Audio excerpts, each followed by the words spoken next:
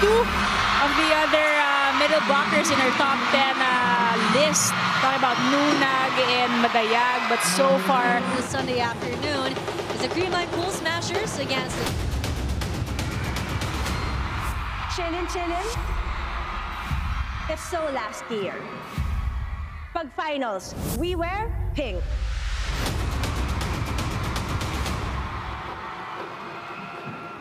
5 sets, which is what the fans want. I just wanted to say, this is really one of those games, one of those matches to step up with the Choco Mucho Flying Titans.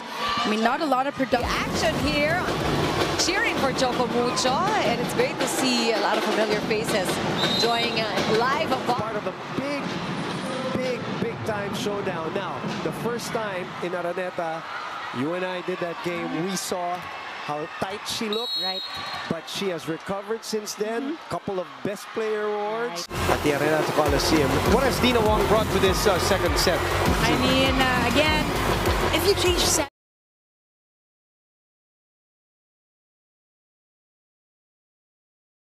tao lang yun 27 points on 26 attacks. Sports. 8-3 is our score. For the #2 team coming out of the regular season. Really a good conference for Choco Mucho. No points, nothing lost there. We are still need to play better defense. That's right. Kasi grabe din ang the errors coming from Creamline and using those moments to gain momentum. Watching us on Pilipinas Live on One Sports Plus. This is Shikiro Opuno with Jamie Lavidoria, Kyla Kingsu completing our 3-woman panel. Presenting our officials for this match. First referee, Mr. Bobby Celso, National Referee. Second referee, Ms. Josie Del Rosario, FIVB International Referee. Presenting our Choco Mucho Flying Titans. Team captain wear jersey number 7, Madeleine Irenea Madayag. At number 1, Maria Lina Isabel Molde. Wearing jersey number 3, Maria Dina Isabella Wong. At number 15, Honey Royce Tubino. Wearing jersey number 18, Cherry Ann Rondina. And at number 22, Cherry Rose Nunag. Starting libero is number 16, Tony Rose Ponce. Head coach, Mr. Dante Alinsunurin Jr. Presenting our defending champions, our Creamline Cool Smashers. Let's begin with their team captain. She wears jersey number 2, Alyssa Valdez. At number 1, Kyle Angela Negrito. Wearing jersey number 6, Janet Panaga. At number 14, Isabel Beatriz De Leon. Number 18, Diana May Carlos. And number 23, Jessica Margaret Galanza.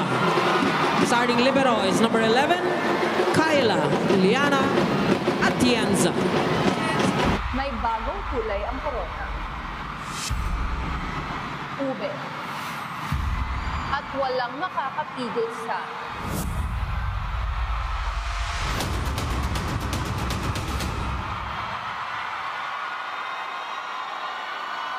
may bagong kulay ang corona. Ube. Ay, syempre nakakatawa ng puso na na grabe yung tiwala ng coaches sa akin. Pero syempre pinagtrabahuan ko din naman yun, kaya go lang and go. When you come in, lalo na sa mga sitwasyon na yun, ano yung tumatakbo sa utak mo? Ang unang tumatakbo sa utak ko ay makatulong sa team. Yun lang talaga kasi kapag tumapak ako sa loob ng court, ang unang nasa isip ko, makatulong ako sa team. Lagi mong kasama si MG, kayo yung double sub. Can you tell me kung anong pinag-uusapan nyo, kung may pinag-uusapan kayo pag magka-sub-in na kayo? Actually, lagi lang sinasabi natin MG na kaya natin to, bebe, kaya natin to. Yun lang talaga.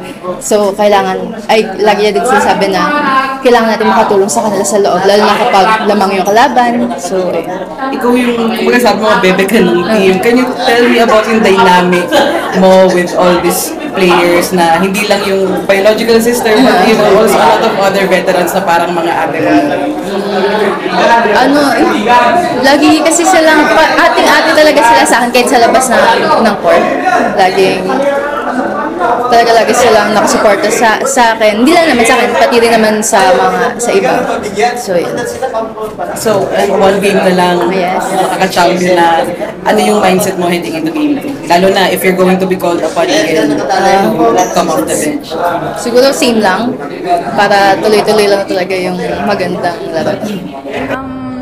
Thankful lang ako sa team ko kasi binibigyan nila ako ng chance talaga na mag-improve everyday. And